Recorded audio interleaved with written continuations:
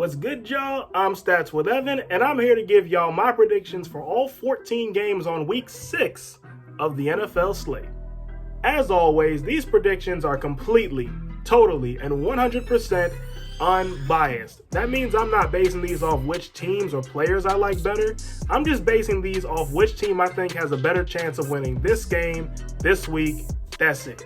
With that being said, let's get into it. Well, Thursday night game this week, which is why these didn't come out on Thursday, so we'll just jump straight to the 1 o'clock slate.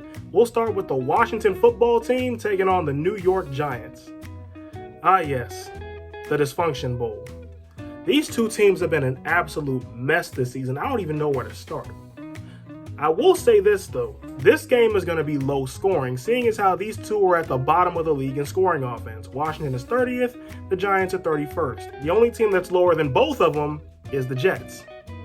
Now, the Giants defense, to add on to this, has only allowed 30 points twice this season, whereas Washington's given that up 4 weeks in a row. But even after all that, would you believe these are the top 2 scoring defenses in the NFC East? That doesn't count for much because, but let that sink in. Anyway, if I have to say anything positive about these two, Washington's defensive line at least looks promising, and that's even without Matt Ioannidis.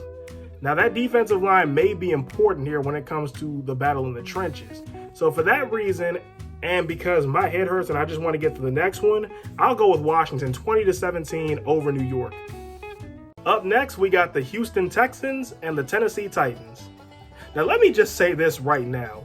We might as well hand the AFC South to the Titans right now. Tennessee only practiced twice in the last 2 weeks, and they came out against the Bills on Tuesday night like they hadn't even missed a beat. You'd think they just came from practice the way they played. Now, if they're able to play like that against a team like the Bills under those circumstances, the sky is the limit for this Titans team.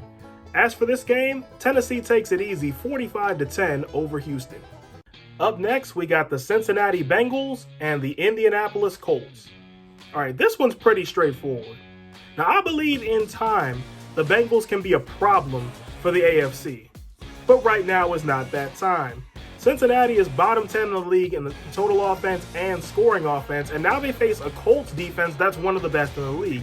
In fact, they lead the league in total defense right now. So for that reason, I'm going with Indianapolis 35-7 over Cincinnati.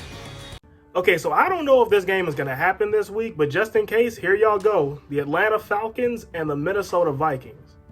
Now, this is a game between two last-place teams, but it's not exactly going to play out that way. The Falcons fired Dan Quinn, and maybe that'll give them a boost, maybe it won't. Like I said last week, this isn't an exact science. But as for the Vikings, I know what I saw last week. Minnesota looked like the better team in Seattle for all but 3 minutes of that game. The only problem is, those 3 minutes are when the Seahawks scored all 27 of their points. In short, the Vikings have looked like a better team over the last couple weeks, so I'll go with Minnesota 27-20 over Atlanta. Okay, let's try this again. The Denver Broncos and the New England Patriots. Now, everything I said last week still applies. The Patriots have heart for days, and they have the Broncos beat on both sides of the ball. Now, add on to that they might be getting Cam Newton back this time around, so I'm going with New England 38-17 over Denver. Up next, we got the Baltimore Ravens and the Philadelphia Eagles. Okay, this matchup intrigues me.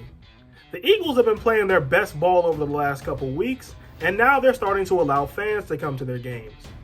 This might not be as big of an advantage for the Eagles as you think, because Baltimore isn't that far from Philadelphia, and the Ravens fan base travels very well. Expect to see a lot of purple and black in the stands. Add in that the Ravens have the top scoring defense in the league right now, and I'm going with Baltimore 31-13 over Philadelphia. Up next, we got what I believe to be the game of the week, the Cleveland Browns and the Pittsburgh Steelers. Now, both teams' offenses are clicking on all cylinders right now, which should make for plenty of fireworks on the scoreboard. Now, the Steelers have been the better team defensively, which is on brand for them, honestly. But that's the logic I used to say the Browns would lose to the Colts last week. Plus, my gut is telling me the Browns are going to win this one, so I'll make this my upset of the week and take Cleveland 34-31 over Pittsburgh. Up next, we got the Chicago Bears and the Carolina Panthers. Well, these two are certainly a surprise. The Panthers are 3-0 without Christian McCaffrey this season, which suddenly makes Carolina scary because eventually he's going to come back. And as for the Bears, I'll just say this. Every week, I ask myself if the Bears can keep this going. And every week, they do. The Bears' strategy seems to be staying in the game in the first half and then winning it in the second. And seeing as how I can't find a reason as to why the Bears can't do that here, I'll go with Chicago 24-20 over Carolina. Up next, we got the Detroit Lions and the Jacksonville Jaguars.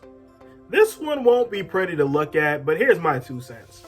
The Jaguars started the season looking like a possible dark horse, but have fizzled out since. The Lions may be 1-3, but they have proven more than capable of giving teams a headache. The Lions might not have the best offense in the league, but the Jaguars have been beaten by worse, so I'll take Detroit 28-13 over Jacksonville. And now we move to the 4 o'clock slate. First up, we got the New York Jets taking on the Miami Dolphins. Okay, this one's open and shut. The Dolphins looked unstoppable last week in San Francisco, and the Jets, at this point, I don't know what to tell you about the Jets. It's just, I don't know. I don't know what exactly they're trying to do. And the thing is, this is on brand for the Jets. So anyway, short, sweet, and to the point, I'm going with Miami 38-17 over New York. Up next, we got the Green Bay Packers and the Tampa Bay Buccaneers. Now, we all know the storyline here. Aaron Rodgers versus Tom Brady. And we should appreciate it because this might be the last time we see these two first ballot Hall of Famers going head to head. But what I'm noticing between the two teams is that the Packers are making a strong case for why they're the best team in the NFC, and the Bucs were on the same page until the Chicago game. The Bucs need a bounce back, but I don't think they'll get it here. Green Bay takes this 31-20 over Tampa. And now we got our Sunday night game. This week we got the Los Angeles Rams taking on the San Francisco 49ers. Now, I'll admit, I had my concerns about the Rams going into last week, and they proved me wrong undoubtedly. The Niners, on the other hand, not so much. And this week's not going to be any easier because now whoever they throw out at quarterback has to go against Aaron Donald. Add into the Niners defense has been shaky the last couple weeks, and LA rolls in this one 42-10 over San Francisco. And now we move to Monday evening football, I guess. The Kansas City Chiefs and the Buffalo Bills. Two first-place teams looking to get a bad taste out of their mouths. Both teams have offense for days, but what it's going to come down to is whose defense can get the stops they need. Between the two, only one team is top 10 in scoring defense, and that's the Chiefs. It's going to be an entertaining game, but I'll go with Kansas City 38-35 over Buffalo.